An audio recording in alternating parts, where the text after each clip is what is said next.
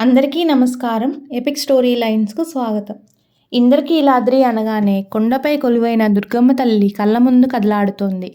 ఆ తల్లి లీలా విశేషాలు మనోఫలకంపై మెదులుతాయి. కృష్ణా జిల్లా విజయవాడలో ఈ క్షేత్రం వెలుగొందుతోంది. విజయేశ్వరి అయిన అమ్మవారి పేరు మీదనే ఈ క్షేత్రానికి విజయవాడ అనే పేరు వచ్చింది. ఇక్కడ దుర్గమ్మ తల్లికి సంబంధించిన స్థల పురాణం చాలామందికి తెలుసు. కానీ క్షేత్ర పాలకుడిగా చెప్పబడే మల్లేశ్వర స్వామి గురించి కొంతమందికి మాత్రమే తెలుసు.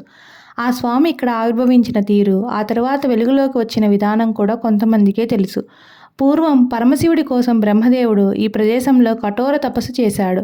ఆ తపస్సుకు మెచ్చిన సదాశివుడు ప్రత్యక్షమై అనుగ్రహించాడు. లోక కళ్యాణం కోసం ఈ ప్రదేశంలో ఆవిర్భవించవలసినదిగా బ్రహ్మదేవుడు కోరడంతో శంకరుడు అక్కడే ఆవిర్భవించాడు. దేవతలు మహర్షుల చేత పూజాభిషేకాలు అందుకున్న శివలింగం ఆ తర్వాతి కాలంలో అంతర్హితమైపోయింది. అక్కడ దుర్గాదేవికి పూజలు జరుగుతున్నాయి కానీ శివలింగం ఫలానా చోట అంతర్హితంగా ఉందనే విషయం మాత్రం ఎవరికీ తెలియలేదు. ఇలాంటి పరిస్థితుల్లోనే ఆదిశంకరుల వారు తన శిష్యగణంతో ఈ క్షేత్రానికి వచ్చారు. అమ్మవారి దర్శనం చేసుకున్న ఆయన ఆలోచనలో పడ్డారు. అమ్మవారు కోపంతో ఉన్నారని, అక్కడికి దగ్గరలోనే అయ్యవారు కూడా ఉన్నారని చెప్పారు.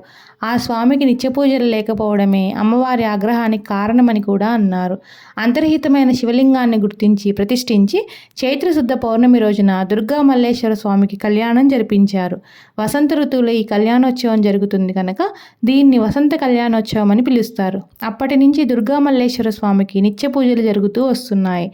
స్వామివారికి నిత్య పూజలు జరుగుతున్న దగ్గర నుంచి దుర్గమ్మ తల్లి శాంతించిందని చెబుతారు. భక్తులు అమ్మవారితో పాటు స్వామివారిని కూడా దర్శించుకొని ధన్యులవుతారు. ఎలాంటి కష్టాల్లో ఆపదలో ఉన్న అమ్మవారిని మనస్ఫూర్తిగా తలుచుకుంటే చాలు, ఏదో ఒక రూపంలో ఆ తల్లి నుంచి అవసరమైన సాయం అందుతుందని భక్తుల విశ్వాసం. ఆ తల్లి లీలా విశేషాలు కథలు కథలుగా ఇక్కడ వినిపిస్తూ ఉంటాయి. వివాహం, సంతానం, సౌభాగ్యం నిలిచేలా ఆ తల్లి అనుగ్రహం కోసం ఎంతోమంది భక్తులు ఎక్కడెక్కడి నుంచో వచ్చి దర్శించుకుంటూ ఉంటారు.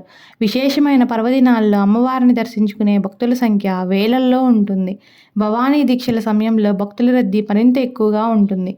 పురాణాలలోనూ ఈ క్షేత్ర ప్రస్తావన కనిపిస్తుంది. దేవతలు, మహర్షులు, ఆదిశంకరుల వంటి మహనీయులు, మహాభక్తుల నడియాడిని పుణ్యస్థలిలో అడుగు పెట్టడమే అదృష్టం అనుకోదగిన శక్తి క్షేత్రం ఇది.